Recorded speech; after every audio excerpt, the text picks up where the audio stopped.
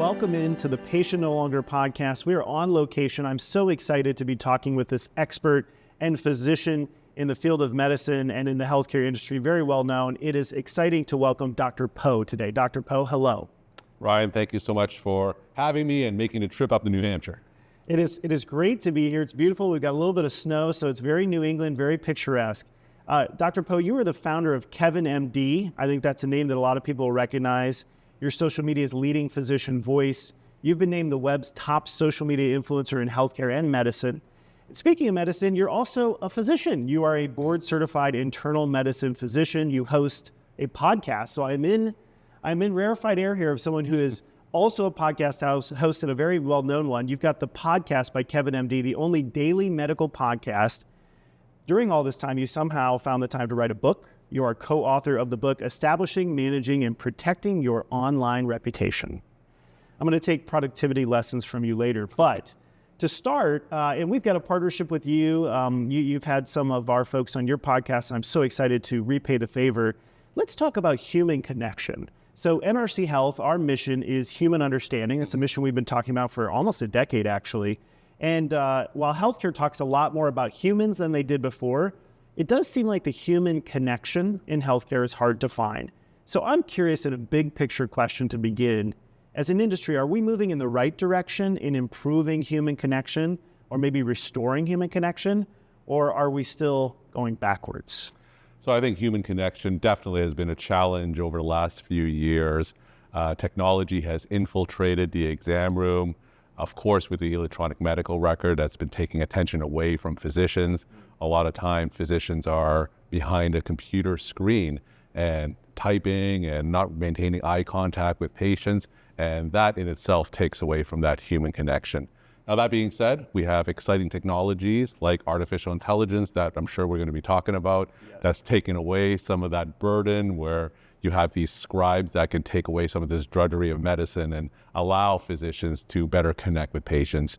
There are some technologies like telehealth, of course, where we can connect with patients in rural areas where they may not have access to physicians, and that sometimes can build back the human connection. So although human connection is a challenge, I think that hopefully we can make that change in the tide and get that back going forward. I always appreciate how you speak from the physician point of view, and that was a very good representative response to that.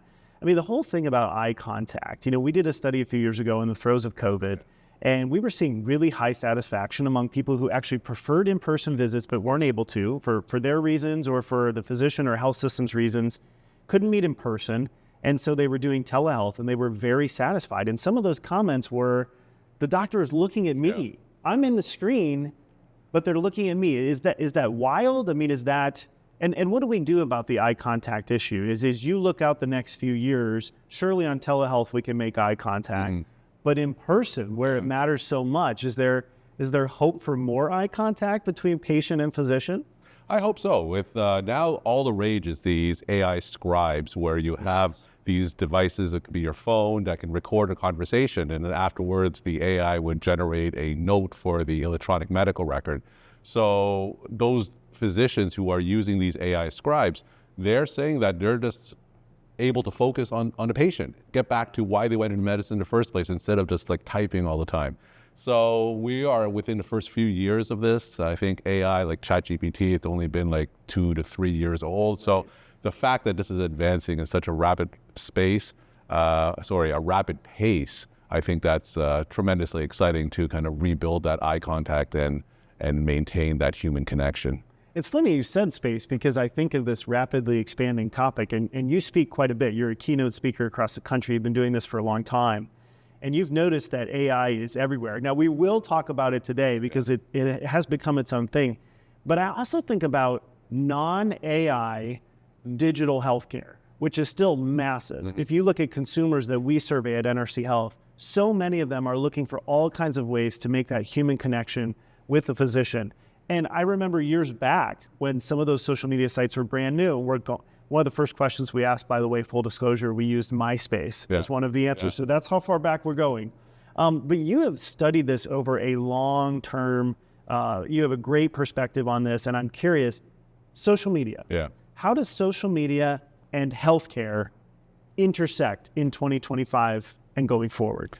Yeah, so I was at the very beginning of social media, not quite in MySpace, but I started my first blog. Remember Blogger, right? Blogger. Oh, yes. That Google blogging website back in... For everything. Yeah. So this was back in the mid 2000s, right? And I remember wrote my first blog, and then I think the aha moment was when one of my patients I saw like a few days later, and they say, Dr. Poe, I read your blog post this morning, and I was certainly interested in what you had to say. And I think that's my first realization that we can connect with patients outside the exam room. And of course, as social media grew, and you have blogs, you have Facebook, YouTube, you have X and LinkedIn, all these social media platforms, we're able to connect not just one-to-one in the exam room, but one-to-many outside the exam room. So I think that social media certainly has evolved since then. It's been like 20 plus years since I've been doing KevinMD and being involved in the social media space. And it's tremendously exciting, all the different ways that patients are connecting with each other and the opportunities that it gives physicians to connect with patients. So in 2025, I do think social media is important because that's where a lot of our patients are. They're still getting healthcare information on social media. And now you hear that social media is disbanding a lot of content moderation, a lot of their fact checkers, especially since the pandemic. So I think that it's all the more reason why physicians need to be online and create that counter narrative of reputable health information, because these platforms, they're backing off content moderation, they're backing off fact checkers. So I think it is up to us to make sure that patients are exposed to reliable health information on social media. And when they're backing up, it feels like there's a void there that someone's going to fill, right? Yep. And if it's not the voice of a physician, who knows? Exactly. If you look at X and some other platforms, they have what's called community moderation, where they just rely on the community to moderate health information. And sometimes they're just not going to have the expertise to know what is reliable health facts or not. So I do think that there's still a role for physicians to be online and at least be sources of reputable, medically sound health information. That's a great point. Your example about how, you had that first patient come in who say, hey, I read your blog, which was probably a really nice feather in the cap personally. But think about, and this still happens, it happens on the phone, but it used to be the printouts. I remember doctors 15, 20 years ago would say, oh no, they've come in and they've self-diagnosed and they've got this ream of paper from WebMD.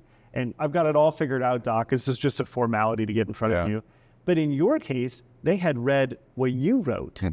And to me, that's really powerful. I want to talk more because you're a great speaker on this topic of social media.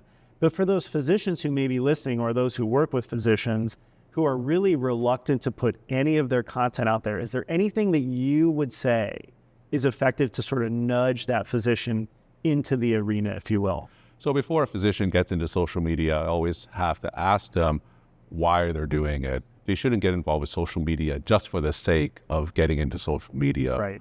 Are they getting into social media because they want to be reputable sources of health information? Do they want to define their online reputation, right? Because a lot of patients are still Googling their doctors and finding physicians online, and social media is a great way to take control of your online narrative. Or do physicians want to go online and become advocates for the profession, become advocates for physician, and talk about some of the things that's affecting our profession and become a voice for change, become a leader in healthcare? And social media is a great way to have those platforms. And physicians need to ask themselves why they want to do it. And once they have those reasons, then there are definitely social media tools that can fit them. It's interesting. Dr. Poe's so good. For those listening, I recently listened to a presentation you gave. He gave 3 distinct benefits for social media use by physicians: connecting with and educating patients, check; defining your online reputation, check; and making voices heard. Yeah. And I love that last one. I want to ask you a little bit more about that, because I do think sometimes the physicians that I talk to who are really struggling with burnout, I suppose the ones who are really struggling with burnout aren't even talking to anybody, but the ones that I talk to they're struggling because they feel like no one's listening to them, and no one's been listening to them for a very long time. Is there anything you can say to them about whether they themselves are getting involved in social media directly or with others? Is there a way to sort of combat that burnout with social media or something related to that. Yeah, I'm so happy that you mentioned physician burnout, because that is going to be a common theme throughout many of my answers today. Yes. You look at some of the statistics, 50+% of physicians are burnt out, and these numbers are certainly before the pandemic, and I think the pandemic is going to only increase those numbers, and that's really going to affect a lot of the patient experience that we're going to talk about, because if physicians are burned out, there's no way that patients can have a good experience with them.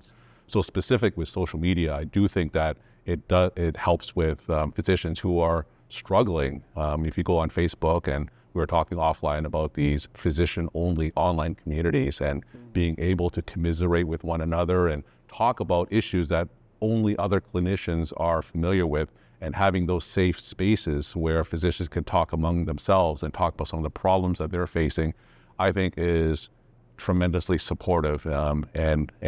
And knowing that there are other people struggling like you are, and having that place where you can talk about that, I think is tremendously helpful. And before social media, we wouldn't have those places, or we would have those places. It would be these doctors' lounges in the hospital, and Sure. and no one has doctors' lounges in the hospital anymore, right? So now you have these online spaces where physicians can talk among themselves. So that's the one thing, the support piece. But then there's a second thing, the change piece. So now we need to let people know some of the obstacles that physicians face when trying to care for patients, when trying to give patients the best care that they deserve, and being able to publicize some of the issues and having our healthcare leaders hear about them. That's really the only way where we can really make that change for patients. That's so powerful, and I know that you're very passionate about fighting burnout. I think that it's so important, because I don't think we always capture the physician voice. In fact, I want to talk a little bit about measurement. Now, of course, NRC Health is one of the leading measurement companies, but I was sitting at a conference last year where I had a couple of physicians say, they're not even really asking us what we think. There was such a focus on workforce, right? We had the Great Resignation coming out of the pandemic, and we were losing nurses, and we were losing administrators, and people were leaving healthcare altogether. Physicians were leaving too. Yeah. And to me, that felt like a raging fire that was happening. And yet it seems like we focus so much broadly on employee engagement. And I feel personally, I'll ask you if you validate or don't, that we sort of missed the physicians. That it was almost like, well, yeah, we've had a physician shortage, and they've been burnt out even before COVID, but we've really got to make sure all the rest of the frontline staff is taken care of. I don't disagree with that. But do you feel like physicians and physician satisfaction, physician engagement has been lost in the shuffle at all? Absolutely, and I feel strongly about this. The key to patient satisfaction is clinician satisfaction, because if physicians are burned out, there's no way that they could have the empathy to give patients that positive experience. There have been studies that show that burnt out clinicians make more medical mistakes and are less empathetic in the exam room. And of course, if those two things happen, how can patients have a good experience? So I do think you're absolutely right that more focus needs to be placed on clinician satisfaction, not just for the clinician's sake, because some people may not have a lot of sympathy for physicians, but really for patients' sake. You could almost write a case of the case for sympathy for physicians, right? Because I think people have always thought physicians will sort of take care of themselves and they're experts and they'll be fine. And it just doesn't sound like that's true. We've had folks come on and talk about empathy on the Patient No Longer podcast and how it's really important. In fact, we had a guest who talked about how, we really didn't show a lot of empathy to anyone. We were even saying, gosh, you're so resilient, you're so great, I hope you don't leave. And so there's been this issue coming in 2025 where on the patient side of things, one of the things that patients are looking for, many of them not had a normal healthcare experience in years, maybe they're kind of coming back after COVID, is I really want empathy. I want some grace. You're starting to even see some folks talk about intimacy in that experience. To me, empathy is such an important glue to patient satisfaction and patient experience. If we can't deliver it on the clinician side, where does that leave patients? And so if we have no empathy, let's say we run out of empathy, Dr. Poe, on the physician side, on the clinician side, what does that mean for patients on the other end? Yeah, so I think that physicians who, if institutions don't have empathy for physicians, and that's just going to further lead to physician burnout. There's no way physicians can have empathy for patients in the exam room. If you're a burnt out physician and you're in the exam room and you're listening to patients and trying to guide them through our dysfunctional healthcare system. And if you don't have that energy to be empathetic to patients, you're not going to be the best physician for them, and they're going to have a lesser patient experience. And I think that if that's something that we want to maximize, we do need to consider the mental health and prevent burnout in physicians. I want to ask you about mental and behavioral health too, but I really think it's interesting how it's a two-way street. I think sometimes we isolate on the inside of organizations. I know we have a lot of listeners who are administrators who work in marketing and strategy and operations. And, we always think, well, as long as we show empathy to patients, they will have a great experience. The way you talk about it is if we're out of that, if that resource has run out, they're not. They're going to have a lesser patient experience. And when you say lesser patient experience, to me, if you could throw that into a C-suite meeting or a board retreat where we're talking about our values and our mission, all things that are important to say, but unfortunately, we're providing a lesser patient experience. Yeah. And that's not going to get turned around. I would think every set of eyebrows in that room would raise up and say, wait a second, have you had success just individually getting to the heart of the C-suite, getting to the board, whoever it is, and making that case?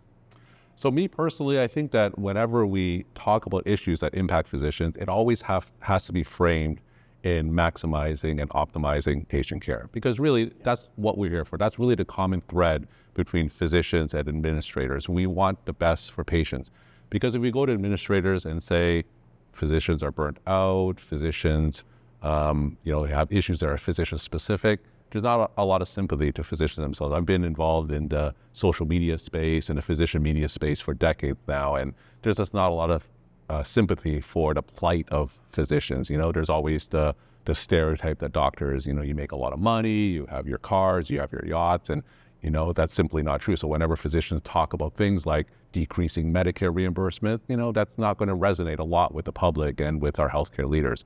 But if you frame it as, say, a lot of the problems that we face directly impacts patients, that's really the way that you move the needle when it comes to addressing some of these issues that impact doctors. That's such a good way to say it. And I think that's where you caught my attention in particular on the lesser patient experience that feels so wrong, and I think that's something that will catch the attention of listeners too.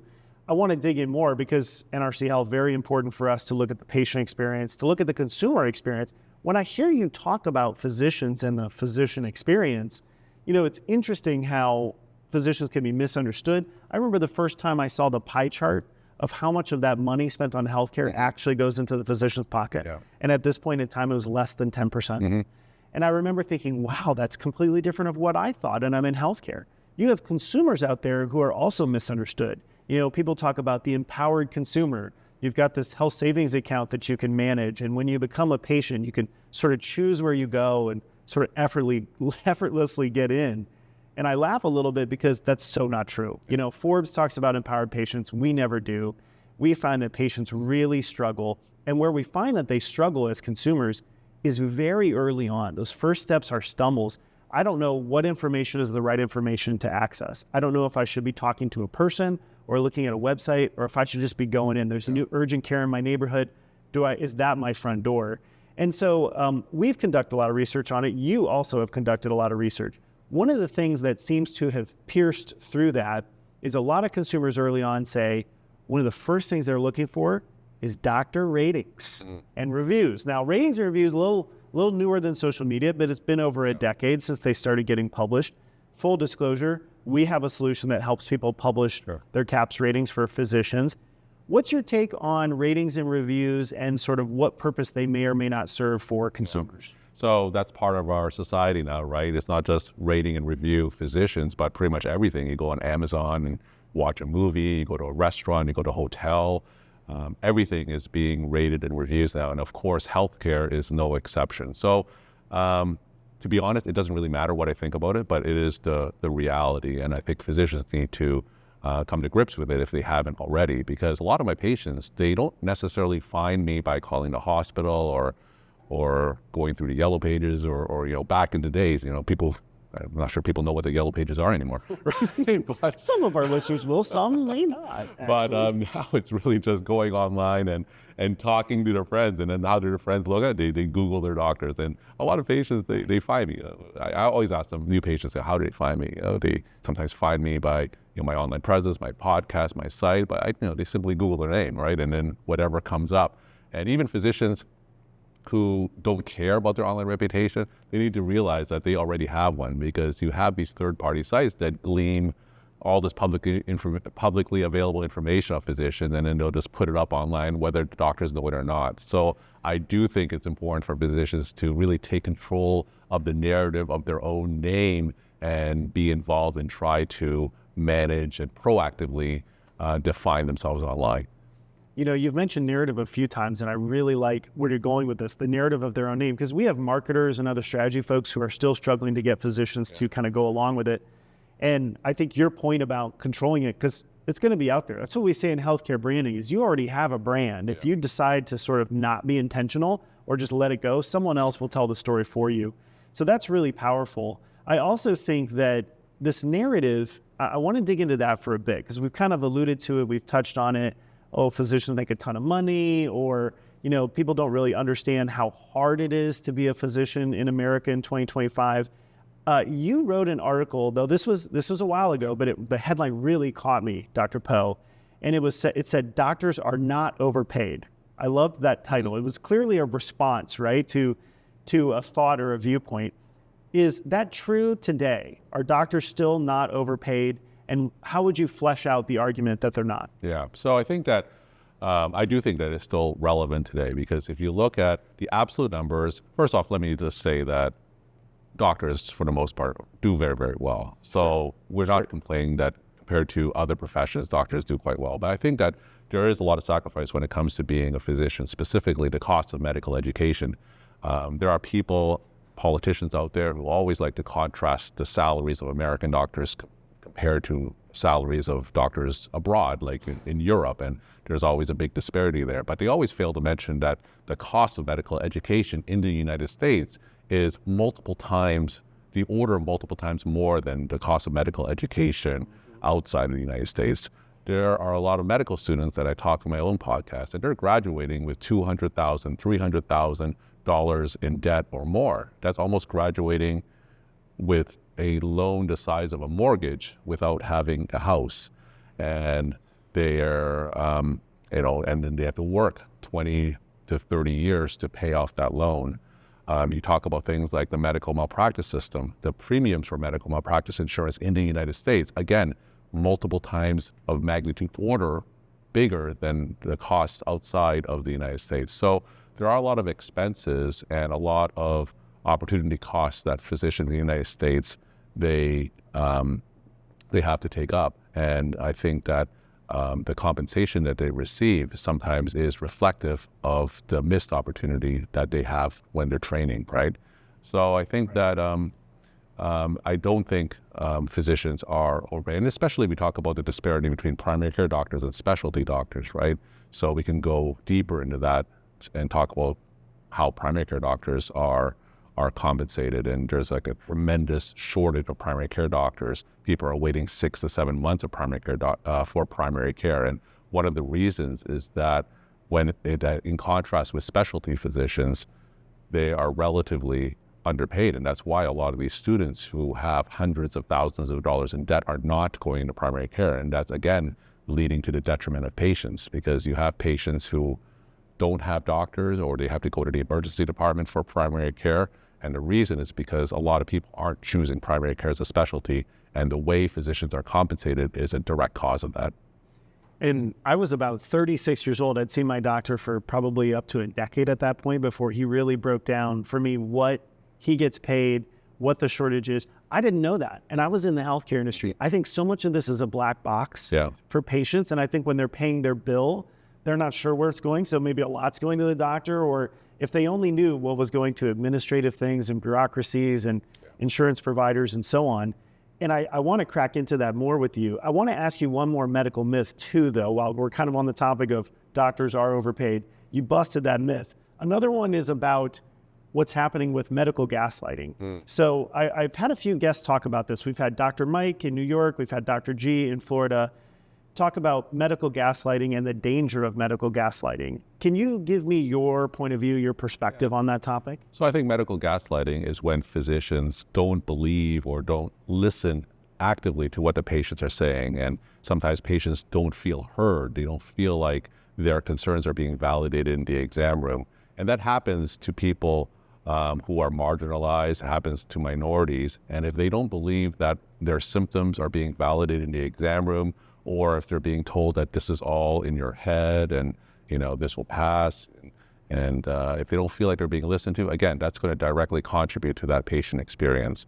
So a couple of reasons why I think that is. Like, number one, of course, is the way that physicians are reimbursed, right? So you talk about the fee-for-service system. That still is the predominant way physicians are being reimbursed. They're being paid by volume, they're being paid by quantity, and sometimes that just means getting through that patient visit as fast as they can. Right. And sometimes that's going to directly impact the amount of time that they listen to the patients, the empathy that they have for patients.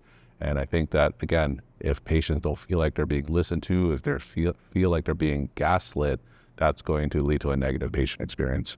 That's so powerful. And of course, patients come in with such high expectations. We've eaten around the edges a lot, and now we're going to dive into the patient experience. So to dig into patient experience, we are going to have a part 2 of our conversation with Dr. Poe. We are very excited to dig in on how these factors, all these things like social media, Dr. Burnout, all these external forces are coming into the patient experience. And that's what we'll explore next.